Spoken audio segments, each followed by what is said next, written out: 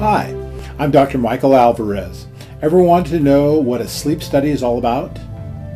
In this video, we are going to discuss the results for a new patient's sleep study. I'm going to let you sit in as we go over Wayne's sleep study in detail. You'll learn what detailed findings we get from these studies. This is a long video, but I guarantee that you'll find this very informative.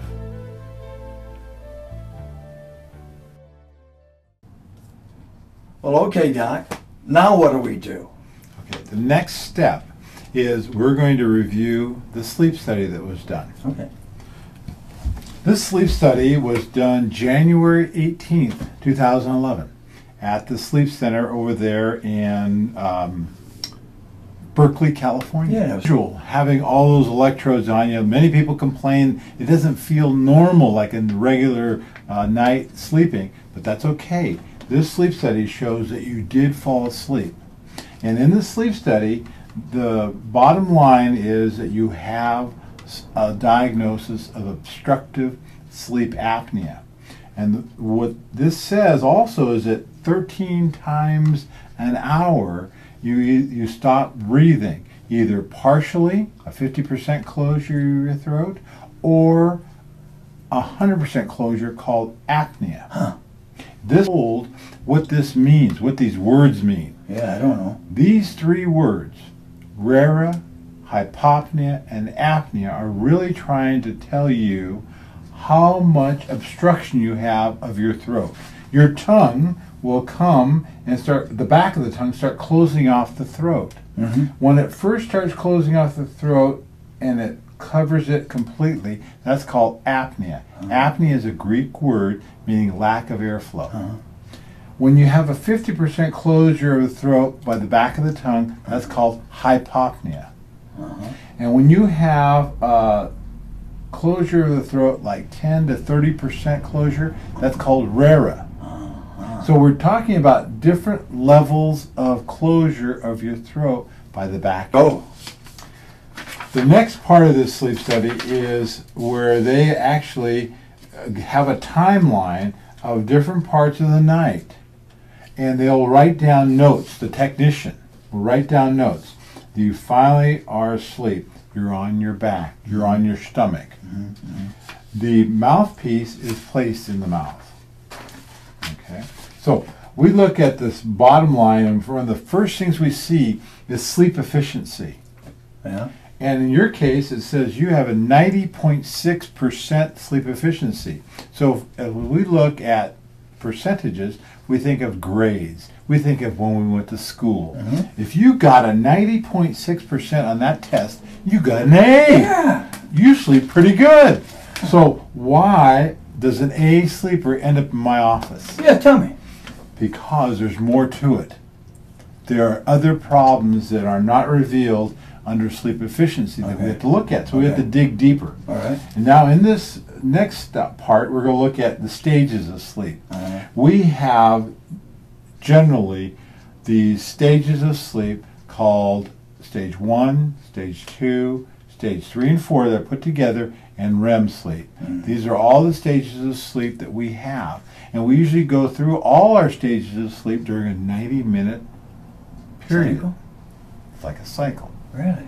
Yes. So in this first cycle, we look at wake, stage 1, and it gives us minutes, and more importantly, gives us percentage of the night, the total sleep time. So in your sleep, stage 1 sleep was 5.5%. Normal is at least 5 to 10%. So you're within normal. Then stage 2 was 55% of your sleep. Stage 2 should be about 50%. So you're a little bit high in stage 2. Stage 3, 4, you're about 25% of sleep. And that looks pretty good. That's the deep sleep. That's rejuvenative sleep. That's what we really crave. And it says you're within normal limits there.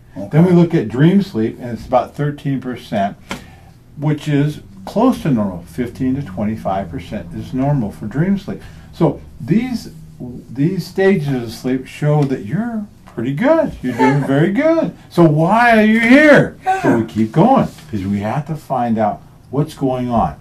Well, immediately this next step, it says spontaneous arousals. You are getting arousal messages. What are they? Yeah.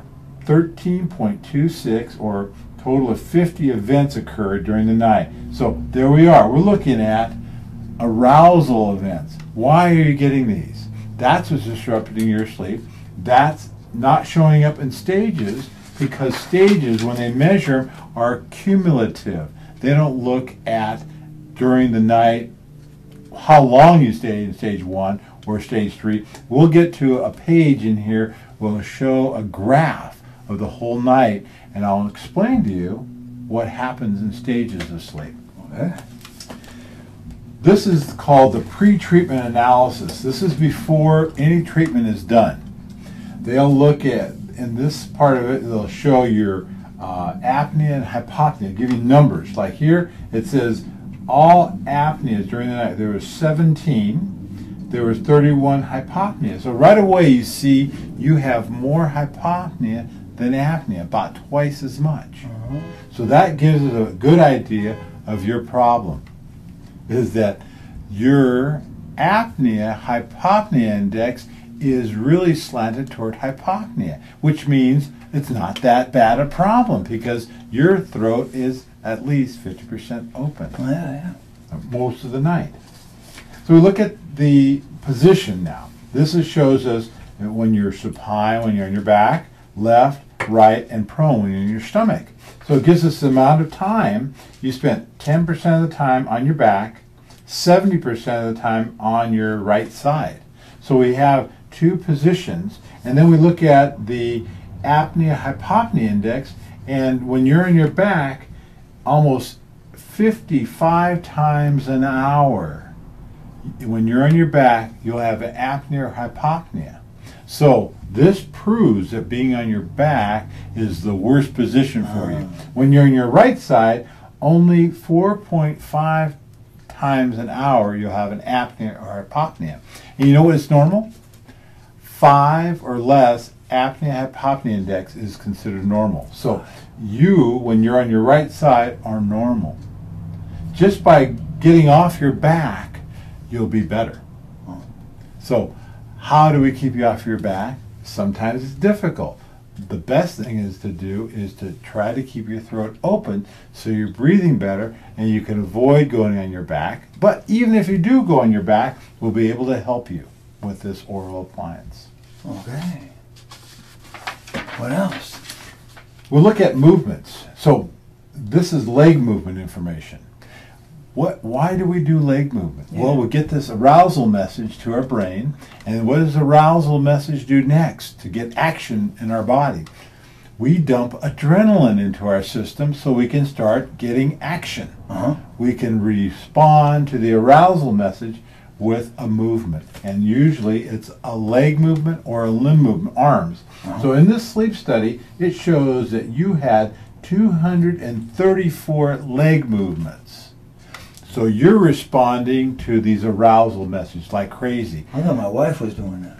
That's what your wife complains about. You're just tearing the sheets, the pillows, you're throwing everything on the ground, and you don't even know it. And you're disrupting her sleep now. So your index of limb movements is 52 times an hour. Almost every minute you're moving your legs or your arms.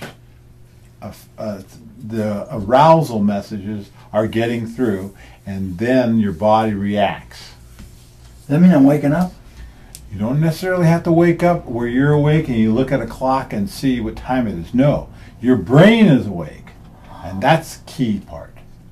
So even though you don't realize it, that you're awake, it's your brain is awake. Okay. And you're not sleeping, you're not resting, you are disrupting your sleep. We call it sleep fragmentation. Okay.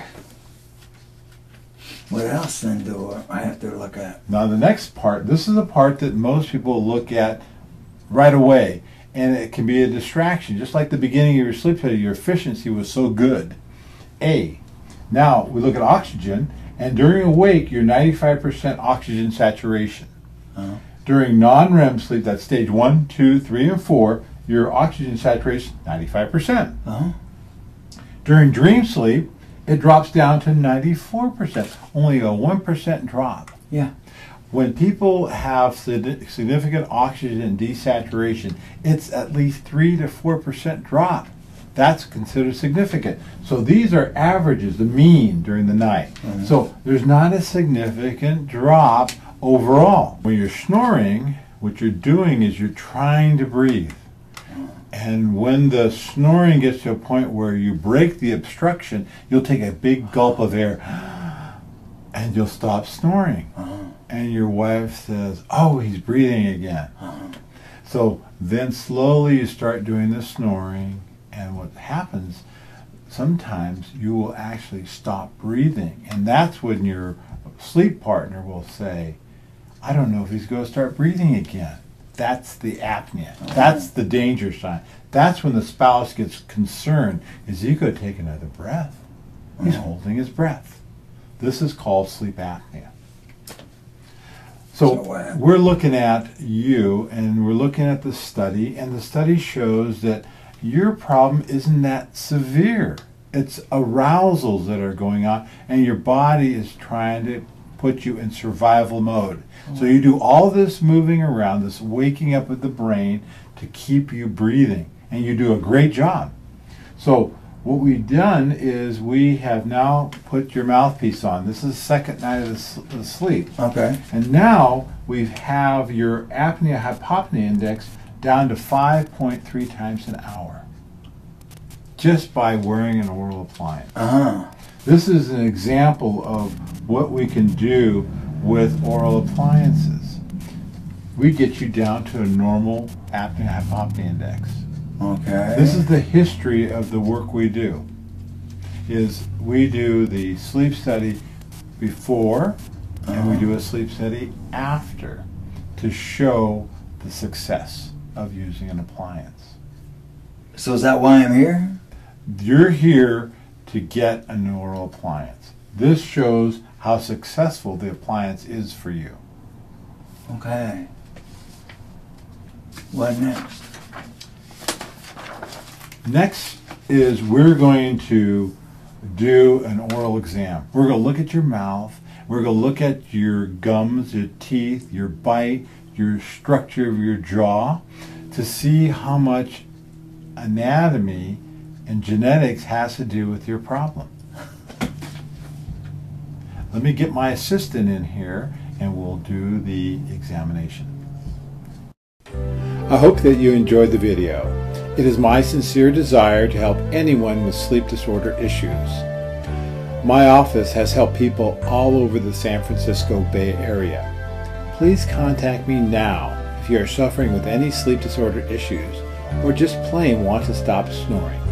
Please contact the office of Dr. Michael Alvarez at 510-470-7972 or on the web at www.stopsnoringsleepingdisorders.com. Don't suffer any longer. Contact us now at 510-470-7972 or on the web at www.stopsnoringsleepingdisorders.com.